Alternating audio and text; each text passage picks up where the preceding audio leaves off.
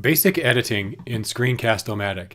So in this video, I just want to go over the basic tools to use to make cuts and splices in a video in Screencast-O-Matic. So what I have here open on the screen at the moment is my main document page. When you create a video in Screencast-O-Matic, it stores it by default in a folder called Documents/Screencast-O-Matic. You can change that if you want, but I just recorded a short 1 minute and 58-second video called The Rhetorical Situation.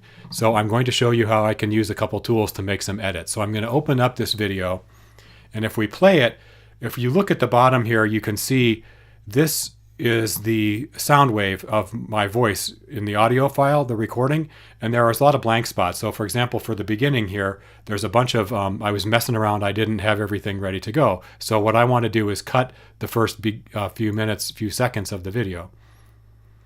So as I play across there, you can see still getting ready, still getting ready.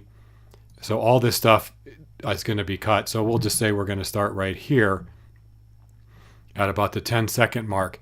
So what we're going to do is go over here under this little tab that says Options and click on the Edit button, Edit this recording. And so what we're going to do is right where that little line is, that's called the playhead. As it moves, the playhead is where your cursor is, or in this case, this little white line right here. You can see my mouse moving. That's called the playhead. And this across the bottom is called the timeline. And you use the playhead and the timeline to edit segments out of your video and splice the edited sections back together. So we're going to make a cut right here. Drag bar to select what to cut. We want to cut everything all the way back to the beginning. So we're cutting 10.4 seconds out of the video. We click OK. Now let's hit play and see what we have. The rhetorical situation. Now I've coughed, so I want to cut again. Do the same thing.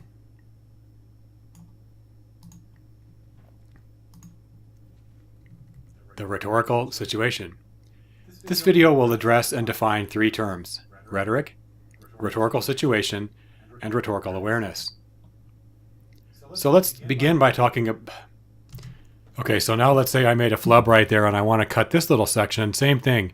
You just hit the cut button, drag the red arrow back, and everything in this shaded red right there, in this case 3.48 seconds, when you hit OK, it will cut that out. And now you can see Screencast automatically splices the cuts back together. So it's actually doing 2 things at once. It's deleting a section and it's merging the original 2 sections together. Now here I see, just looking at this, there's still a bunch of white space there, blank space. So I'm going to cut some more. Drag this all the way over to right before where I can see the audio file start to move again, and click get rid of that section. So now let's go back, drag the playhead back.